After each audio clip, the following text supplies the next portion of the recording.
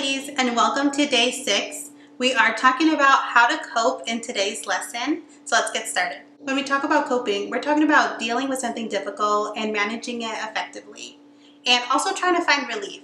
I want to emphasize on dealing with it effectively because we can cope in unhealthy ways, and it works for us sometimes even though it's dysfunctional, and that's why we keep doing it, because even though it's unhealthy, it helps us calm down.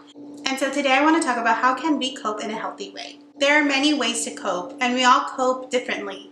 And sometimes we have our different coping skills for different emotions or when we're feeling different things. So when we're trying to cope, we first have to think about what's the actual feeling that we're trying to cope from or find relief from.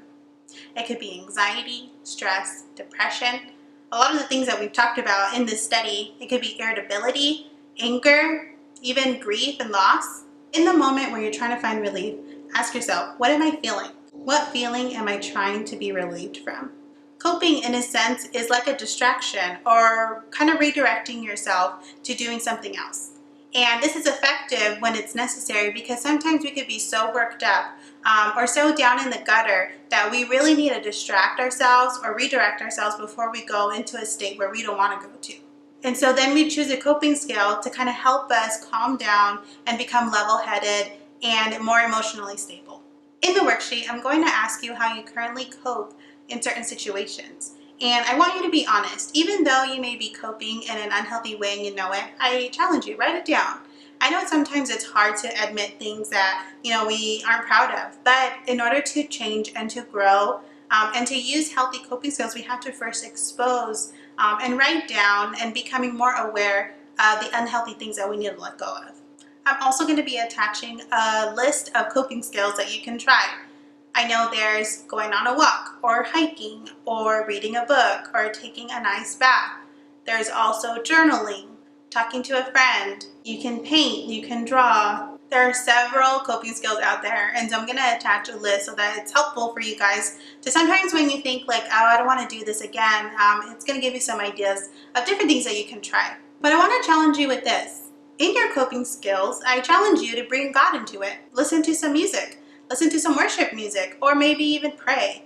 Inviting God to our coping skill is important because then we know that He's the source of peace and comfort, and it could be such a special time that as we engage in a coping skill to calm ourselves down, we invite God to help us do that. Another example that I've personally done myself is taking a bath. And when I take a bath, I prefer to light a candle and kind of take a bath in the dark with the candle on. But I also play worship music, and I just pray, and I just ask the Lord to just bring comfort and healing on that specific day that I was feeling stressed. And I know it may sound silly, but I really found it helpful and just kind of casting my burdens to the Lord in that moment while I'm trying to really calm myself and distract my mind. And it was such a nice moment. And so I challenge you, whatever coping skill you try to do, if it's possible, invite God into it and see how He can comfort you through that coping skill. I know we're all going through this pandemic together, and I know that we all can be anxious and stressed and grieving the loss of our normalcy as we've talked before. But I just want to challenge you with focus on what matters. Sometimes we can get caught up in it all, and I just want you to readjust your focus. Also, find support. We can't do life alone, and we certainly shouldn't be trying to survive this pandemic alone. Find people in your life that have wisdom, that can pour into you, that can pray for you, and can lift you up and encourage you.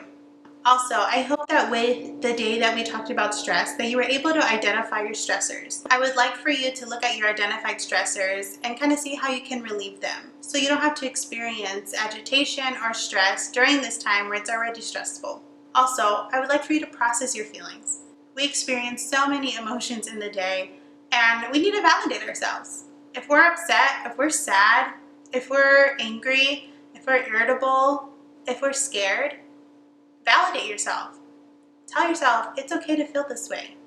I am feeling this way because of this. I want you to take a moment and be kind to your heart, be kind to your feelings, and even if you're experiencing emotions that are stressful, validate yourself and try to move on. And lastly, seek help when needed. I know sometimes it's hard to seek help because we solely want to depend on the Lord, but we also have to think about God gives us friendships and people in our lives for a reason. And the Bible also says iron sharpens iron. And so we're made to live life with each other. And sometimes we need to seek out help. If it's hard for you to seek help because maybe you're believing that if you seek help that means you're weak, I hope that you know that you can really overcome that, because ultimately we need to seek the Lord, but also there's a lot of people surrounding us that can help us.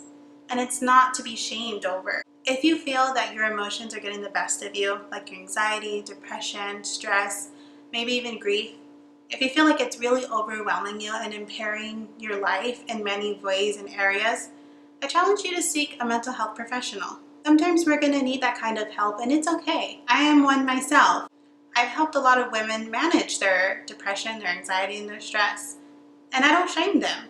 I actually thank them that they took the courage and that next step to seek help. And so I challenge you to do the same if you need that kind of help. I hope you enjoyed this video, and I will see you tomorrow on our last day as we talk about growth. See you then.